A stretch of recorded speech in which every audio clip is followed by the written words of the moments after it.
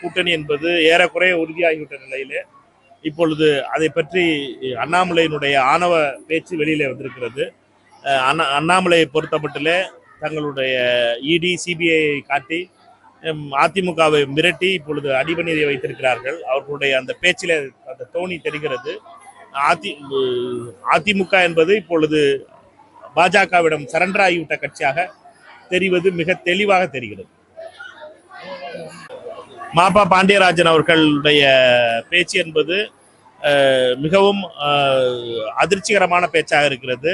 அதை பொறுத்த மட்டிலே திரு எடப்பாடி பழனிசாமி அவர்கள் அதை பற்றி நடவடிக்கை எடுப்பாரா? KT பாலாஜி அவர்களை பொறுத்த மட்டிலே தொடர்ந்து பலரையும் மிரட்டி கொண்டிருக்கிறார்.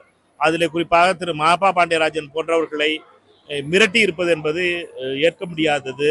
திரு மாபா பாண்டியராஜனிடம் KT ராஜேந்திர பாலாஜி அவர்கள் மன்னிப்பு கோர வேண்டும். அவர் மீது எடப்பாடி பழனிசாமி அவர்கள் நடவடிக்கை எடுக்க வேண்டும். என்றால் இப்படி பொது வழியிலே ஒருவரை மிரட்டுகின்ற தோணியிலே பேசுகின்ற அதிகாரத்தை ராஜேந்திர பாலாஜிக்கு யார் கொடுத்தார்கள் என்பதை தெரியவில்லை. அது உள்கட்சி விஷயமாக இருந்தாலும் இது பொது வழியிலே பேசப்பட்டதனால் இதை பற்றி பேச வேண்டியிருக்கிறது. பணி தொடர்ந்து நாம் அனைவருடைய முயற்சியாலும் தொடர்கிறது. அதை பொறுத்த மட்டிலே ஒவ்வொரு 3 மாதத்திற்கும் ஒரு முறையும் அதை பற்றி அறிக்கையை வெளியிட சொல்லியிருக்கிறேன். எய்ம்ஸ் தலைவர் அவர்களை பத்திரிகையாளர்களை அனுமதிப்பதை பற்றியும் அவருடன் பேசியிருக்கிறோம்.